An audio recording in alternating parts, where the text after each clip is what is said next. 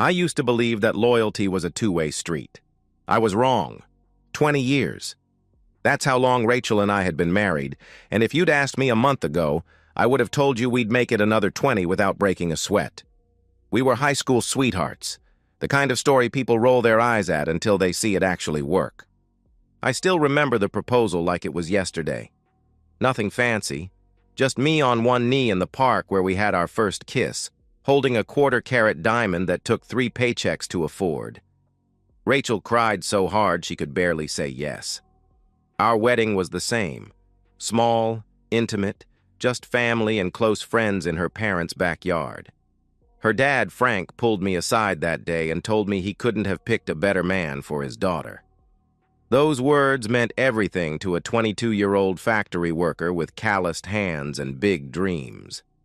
The early years were golden. I'd come home from a 12-hour shift at the plant, covered in grease and sweat, and Rachel would be there waiting with dinner warm in the oven.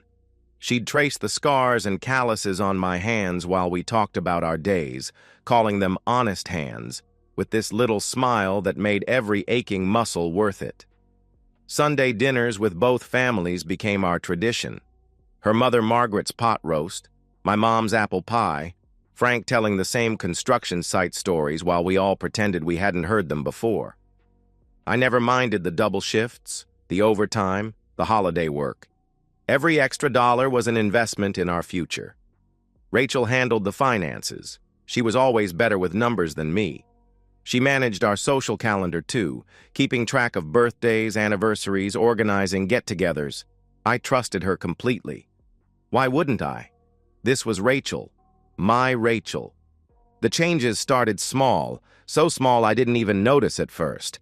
She began staying up later, always on her phone, scrolling through something with the screen tilted away from me. "Just Facebook," she'd say dismissively when I asked. "You know how these mom groups are, always some drama." She started suggesting I pick up more weekend shifts. "We need to build our nest egg," she'd say, kissing my cheek. "I want us to be secure."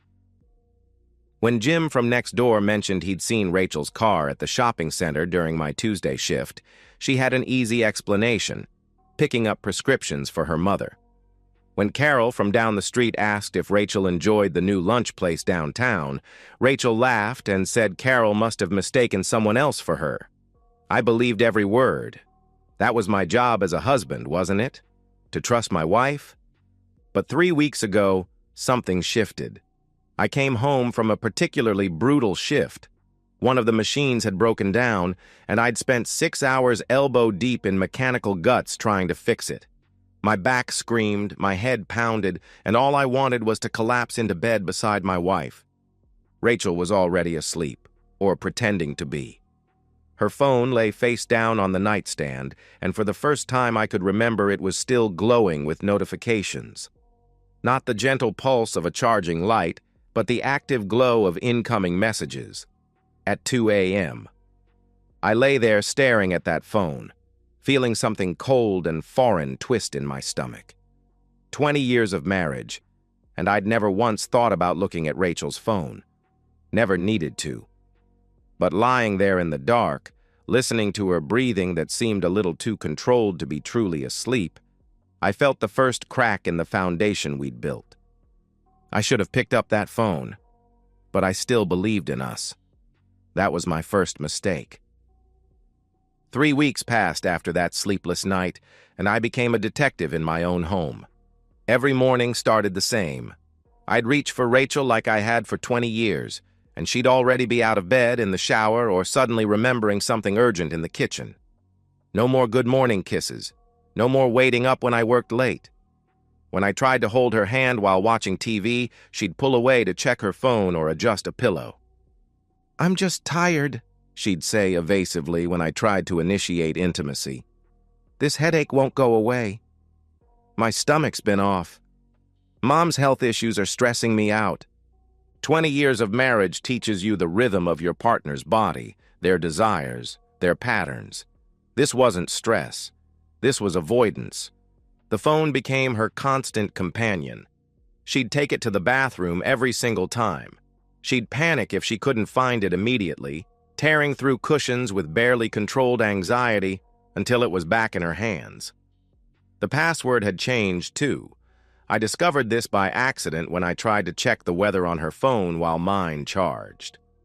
"Privacy is important, even in marriage," she said sharply when I asked about it, her tone cutting. "Are you turning into one of those controlling husbands?"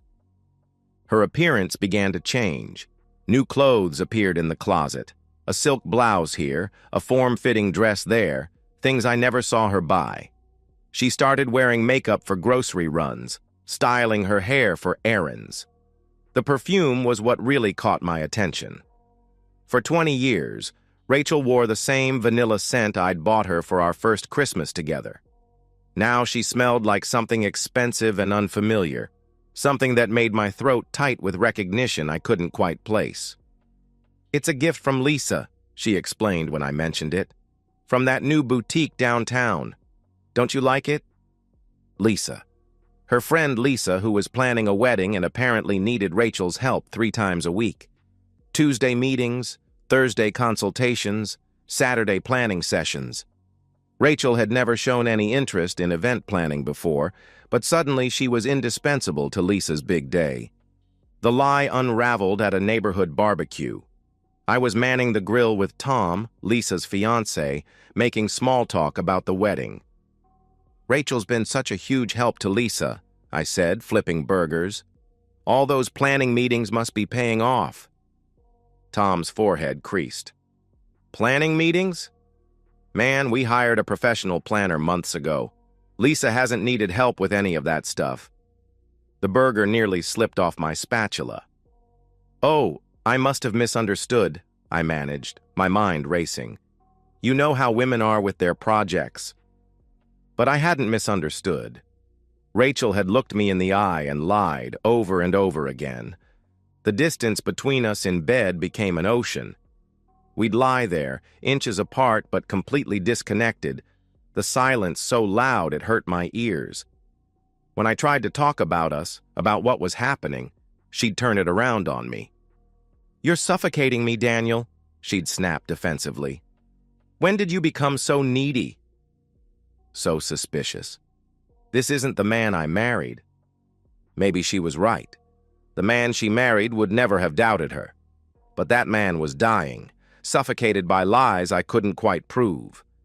The receipt changed everything. Rachel had asked me to grab ibuprofen from her purse, another headache, and there it was, crumpled between her wallet and makeup bag. Lucia's Italian Bistro, dated last Tuesday at 1 p.m., during my shift. During her meeting with Lisa, 2 entrees, a bottle of wine, $68 for a lunch she'd never mentioned. "It was a business lunch," she said quickly when I confronted her, snatching the receipt from my hand. "I'm trying to get design work from a new client." Is that a crime? Do I need to report every movement to you now? Rachel did occasional freelance graphic design, mostly logos for local businesses, nothing that involved wine lunches at upscale restaurants. Her clients were plumbers and lawn care services, people who met at Starbucks with budget constraints and specific requests. "Which client?" I asked. "You don't know them," she snapped irritably. "God, Daniel, what's happened to you?" "You're paranoid. Maybe you should talk to someone about these trust issues you're developing." That night, I made a decision that went against 20 years of instinct. I was done being the trusting fool. If Rachel wanted to lie to me, gaslighting me into questioning my own sanity, then I'd find the truth myself. Tomorrow, when she left for another meeting with Lisa, I'd follow her. I'd spent 20 years building a marriage on trust. Now I was about to spend the next few weeks tearing it down, piece by piece. I just didn't know how deep the betrayal went. The factory had taught me patience. When a machine breaks down, you don't just start hammering at it. You observe, document, diagnose. You follow the evidence systematically until you find the problem. That's how I approached Rachel's betrayal, like a mechanical failure that needed solving. I started with the odometer. Every morning before work, I'd photograph her car's mileage with my phone. When she claimed she was going to her mother's house, 12 miles round trip, but the odometer showed 35 miles driven. I documented it. When she said she was meeting Lisa at the coffee shop on 3rd Street, but added 42 miles to the car, I logged that too. The parking garage receipt came next, found wedged under her passenger seat while I was checking the tire pressure. Downtown Marriott, 3 hours of parking on a Wednesday afternoon when she was supposedly at her sister's house helping with the kids. Her sister lived in a suburban neighborhood with driveways, no parking garages for miles. I drove by Lisa's house during the next planning meeting. Rachel's blue Honda wasn't there. It wasn't at the coffee shop either, or the bridal boutique, or any of the places she claimed to frequent. But I found it eventually, parked outside an apartment complex called Riverside Gardens on the other side of town. I sat in my truck for 3 hours, watching, waiting, my hands gripping the steering wheel until my knuckles went white. She emerged, looking refreshed, almost glowing, fixing her hair in the car mirror before driving away. I wanted to vomit. The credit card statements revealed more. She'd hidden them lately, but I knew her passwords. She'd been using variations of the same ones for years. A charge at Victoria's Secret 2 weeks ago, almost $200. I'd never seen any new lingerie. Restaurants I'd never heard of. Always 2 meals. Always during my work hours.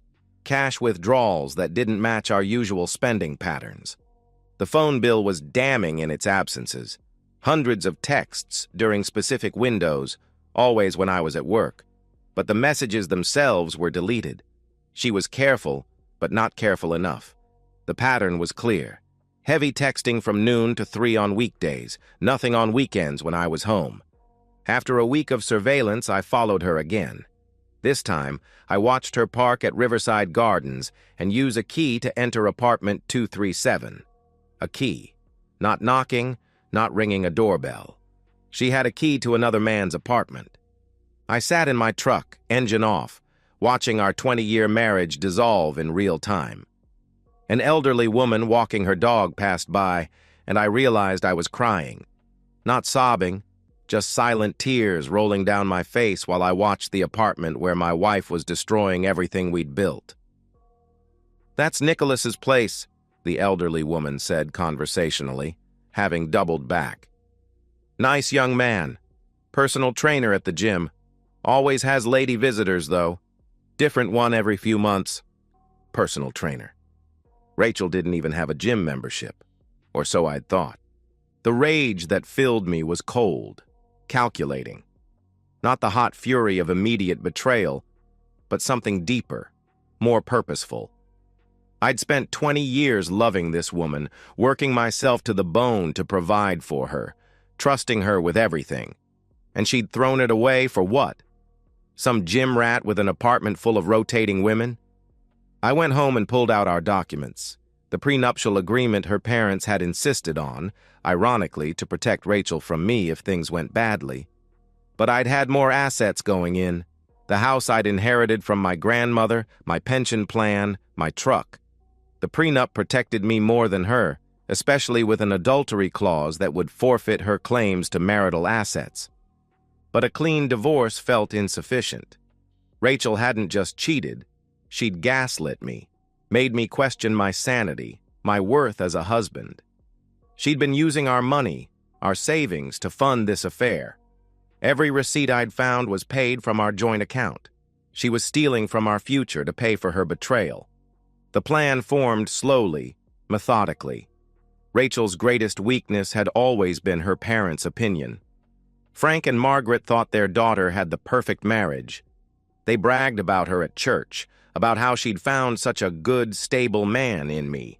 They'd been married 45 years themselves and saw their values reflected in our relationship. What if they discovered the truth? Not from me, not secondhand, but with their own eyes. I studied Nicholas's schedule by sitting in the parking lot at different times, noting his patterns. He worked mornings at the gym, had clients until 2 p.m., then was consistently home by 3. Rachel always arrived around 3:30, staying until 6. Sometimes 7ths were their most consistent day, every Thursday without fail. Next Thursday, that would be the day. I'd already heard Rachel mention possibly having another wedding planning session that day. I'd pretend to pick up an evening shift, ensuring she felt safe in her deception. Then I'd make a phone call that would destroy her world as thoroughly as she'd destroyed mine. I used to fix broken machines for a living. Now I was about to break something that could never be repaired. And unlike those machines, this was exactly what I wanted. Thursday morning arrived with a gray sky that matched my mood.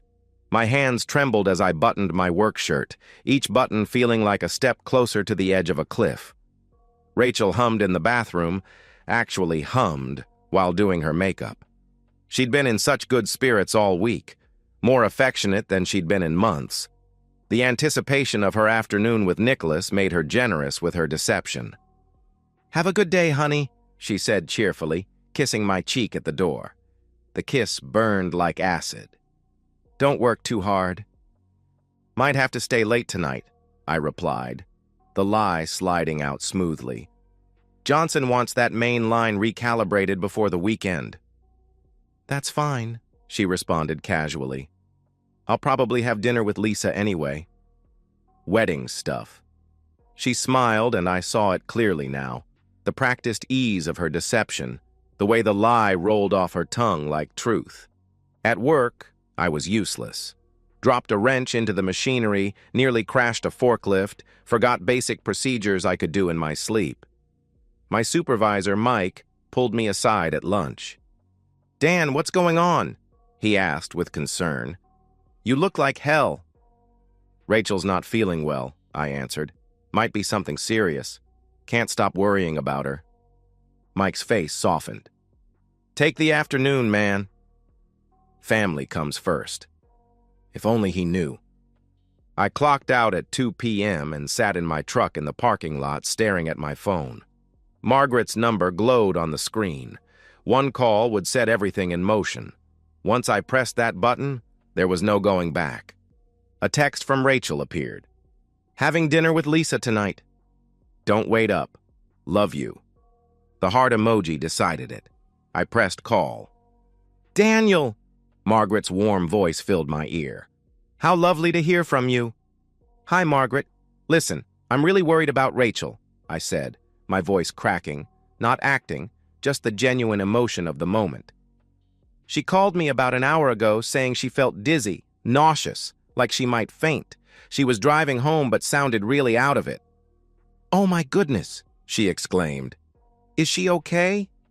"I don't know," I continued desperately. "I'm stuck at work, big emergency with the machines, and I can't leave for at least 2 hours. I tried calling her back, but she's not answering. Could you and Frank check on her? I'm worried she might need the emergency room." "Of course," she replied immediately. "We'll leave right now." Oh, poor Rachel. She's been under so much stress lately. "Thanks, Margaret," I said gratefully. "I'll meet you there as soon as I can get away." "Probably around 5:30? "Don't worry, Daniel," she assured me. "We'll take care of her." I hung up and drove to Riverside Gardens, parking down the street with a clear view of the entrance. My watch read 3:15. Rachel would arrive soon, then Nicholas, then her parents around 5:30.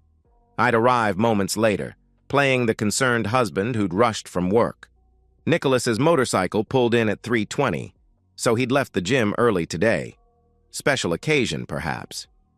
Rachel's Honda arrived at 3:35, and she practically bounced out of the car, carrying a small gift bag. An anniversary of some kind? The thought made bile rise in my throat. I waited, watching the clock, my heart hammering against my ribs. This was really happening. 20 years of marriage ending in a carefully orchestrated revelation. At 5:15, I noticed Nicholas's motorcycle was still there in its spot. Good. They were both inside. My plan would work. At 5:28, Frank's blue sedan pulled into the complex. I could see Margaret in the passenger seat, her face creased with worry. I pulled in behind them, jogging over with what I hoped looked like desperate concern. "Daniel?" Margaret grabbed my arm urgently. "Any word from her?" "Nothing," I replied anxiously. "Her car's here, though." She must be inside. Frank studied the building. "Which apartment?" he asked. "She mentioned visiting a friend here once," I lied. "Maybe 237? I think that was it. We climbed the stairs together, Margaret chattering nervously about possible medical explanations. Low blood sugar, inner ear problems, maybe even pregnancy at her age. Each suggestion was a knife twist, knowing what we were about to find. The door to 237 was slightly ajar, soft music floating out. I'd made a copy of Rachel's key weeks ago, but we wouldn't need it. I pushed the door open wider and we stepped inside. Another text from Rachel buzzed my phone. "Lisa says hi." "Having such a good time. You're the best husband ever for understanding." I took a deep breath and opened the door fully. In 30 seconds, 3 lives were about to change forever. And only one of us knew it was coming. The scene that greeted us was worse than anything I'd imagined. Rachel and Nicholas weren't in bed.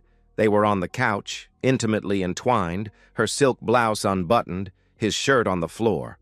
Wine glasses sat on the coffee table next to the gift bag I'd seen Rachel carry in. But the detail that burned itself into my memory, the thing that made everything irreversibly real, was Rachel's wedding ring sitting beside the wine glasses like a discarded prop. The sound Margaret made wasn't quite a gasp or a scream. It was something primal, the sound of a mother watching her child destroy themselves. Rachel's head snapped up, her eyes going wide as she processed the scene. Not just her husband, but her parents, all standing in the doorway of her secret world. "Mom?" The word came out as a squeak. Rachel scrambled to cover herself, her hands shaking so badly she couldn't manage the buttons. "This isn't... I can explain." Nicholas jumped up, grabbing for his shirt, his gym-sculpted muscles tense with panic. He was younger than I'd expected, maybe early 30s, with the kind of prettiness that belonged in a cologne ad. The kind of man who'd never worked an honest day in his life. Frank moved faster than any of us expected. 20 years of construction work had kept him strong, and his rage gave him speed. "You son of a b***," he roared, crossing the room in 3 strides and slamming Nicholas against the wall. "With a married woman?" "My daughter." I joined him, grabbing Nicholas's other arm, and together we pinned him. Up close, I could smell Rachel's perfume on him, see a lipstick mark on his neck. My vision went red at the edges. "Please," Nicholas begged, his pretty boy confidence evaporating. "She told me you were separated. She said the marriage was over." "Liar!" Rachel shrieked in response, but her voice cracked, betraying her. Frank's fist connected with Nicholas's jaw, not with full force, but enough to send him sliding down the wall. "Get out!" Frank growled menacingly. "Get out before I do something that'll land me in prison." Nicholas scrambled for his belongings, trying to maintain some dignity as he fled. "Rachel, tell them," he pleaded. "Go!" Frank bellowed, and Nicholas ran, leaving Rachel alone to face the wreckage. Margaret hadn't moved from the doorway. She stood perfectly still, tears streaming down her face, looking at Rachel like she was a stranger.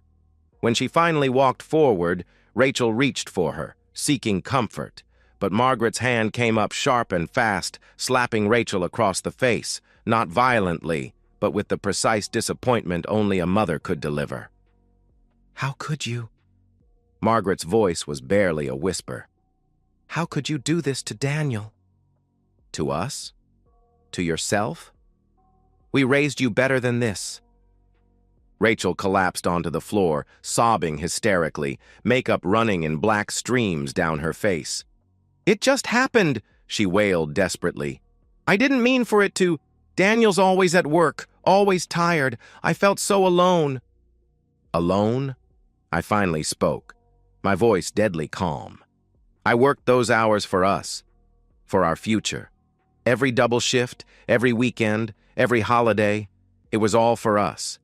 And while I was breaking my back, you were here." Rachel crawled toward me on her knees, grabbing at my legs. "Please, Daniel, please. she begged frantically. I'll end it. I'll never see him again. We can go to counseling. I'll do anything. Anything you want. 20 years, Daniel. 20 years has to mean something. It meant everything to me, I said coldly, stepping back from her grasping hands. But apparently it meant so little to you that you could throw it away for… What? Some gym trainer who probably has a different woman here every week? Margaret knelt beside Rachel, but not to embrace her. She gripped her daughter's chin, forcing her to make eye contact. Your father and I have been married 45 years, she said sternly. 45 years, Rachel. We've had hard times, lean times, times when we could barely stand each other. But we never betrayed our vows. Never. It was a mistake, Rachel sobbed brokenly. Just a stupid mistake. How long? Frank asked, his voice rough with controlled fury. How long has this been going on? 2 months, Rachel whispered, then seeing our faces, amended. 6 months. 6 months of lies. 6 months of gaslighting me, making me feel paranoid and controlling. 6 months of using our savings to fund her affair. The prenup protects everything I brought into the marriage, I stated mechanically, my voice emotionless. The house, my pension, my truck, and the adultery clause means you forfeit any claim to marital assets. Rachel's sobs turned to wails. You can't! Daniel, please! She pleaded desperately. I'm filing Monday morning, I declared firmly. You'll need to find somewhere else to live by the end of the week. Frank stood, his face granite. We'll testify to what we saw, he said resolutely. Whatever Daniel needs for the divorce, he has our support. Margaret rose too, looking down at her daughter with profound disappointment. I don't know who you are anymore, Rachel, she said sadly. The daughter I raised wouldn't have done this. She wouldn't have destroyed a good man who loved her. Mom, please, Rachel begged. But Margaret was already walking toward the door. Frank paused beside me, his hand on my shoulder. Son, you deserved better, he said quietly. You always have. I looked down at Rachel one last time, this woman I'd loved for 20 years, who I'd built my entire life around. She looked small, pathetic, her carefully applied makeup smeared, her hair disheveled, the designer clothes she'd bought with our money wrinkled and stained with wine. This was who she really was beneath the lies. Your things will be in boxes on the lawn Tuesday morning, I said with finality. Don't try to come to the house before then. I walked out with her parents, leaving Rachel alone in the apartment she'd used to betray everything we'd built. Behind us, her sobs echoed down the hallway, but none of us turned back. I walked out of that apartment with her parents beside me, leaving Rachel with nothing but the ruins of her lies. But revenge, I was about to learn, is a meal best eaten cold, and it lasts longer than you expect. 6 months later, I sit on my porch with a beer, watching the sun set over the neighborhood. The house is quieter now, but it's a peaceful quiet, not the tense silence that marked the final months of my marriage. The divorce was swift and brutal. Rachel's parents' testimony, combined with the documentation I'd gathered and the prenuptial agreement, left her with almost nothing. She got her car, her personal belongings, and a small portion of our joint savings, barely enough for a security deposit on an apartment. Nicholas disappeared within a week of the confrontation. Apparently, dating married women lost its appeal when it came with angry fathers and divorce court subpoenas. Rachel tried to contact him, I heard, but he'd blocked her number and moved to another gym across town. She lives in a studio apartment now, working retail at the mall to make ends meet. I ran into her last month at the grocery store. She looked older, tired, wearing a polyester uniform instead of the designer clothes she'd loved. She tried to approach me, but I walked past without acknowledgement. There was nothing left to say. Margaret and Frank still invite me to Sunday dinners. It was awkward at first, but they made it clear. I was still family to them. Divorce papers be damned. Rachel hasn't been to a family gathering since that night in the apartment. Margaret told me she calls sometimes, crying, begging for forgiveness. But some betrayals cut too deep to heal. She made her choice, Frank said matter-of-factly over pot roast last Sunday. And it wasn't her family. The factory guys know what happened. Word spreads in a small town. They treat me with a mixture of sympathy and respect. Mike, my supervisor, told me I handled it like a man. Clean, decisive, no drama at work, he said approvingly. That takes character. I haven't dated yet. Maybe I will someday, when the thought of trusting someone doesn't make my chest tight with anxiety. For now, I'm rebuilding myself, piece by piece, the same methodical way I fix machines. Sometimes, late at night, I wonder if I went too far. If I should have confronted her privately, divorced quietly, let her keep her dignity. But then I remember the gaslighting, the way she made me question my sanity, the casual cruelty of her deception. She wanted to destroy our marriage in secret, in the shadows, while maintaining her facade of the perfect wife. Instead, I made sure the people who mattered most saw exactly who she really was. The sun dips below the horizon, painting the sky orange and purple. I take another sip of beer, feeling something I haven't felt in months: peace. The foundation I built my life on may have crumbled, but I'm still standing. That's more than Rachel can say. And that's the end of today's story. If you enjoyed it, please give this video a thumbs up and drop a comment below. Your support helps the algorithm push my content further. If you're new to the channel, don't forget to hit that subscribe button. It really helps me keep creating more stories for you. Thanks for watching, and I'll see you in the next one.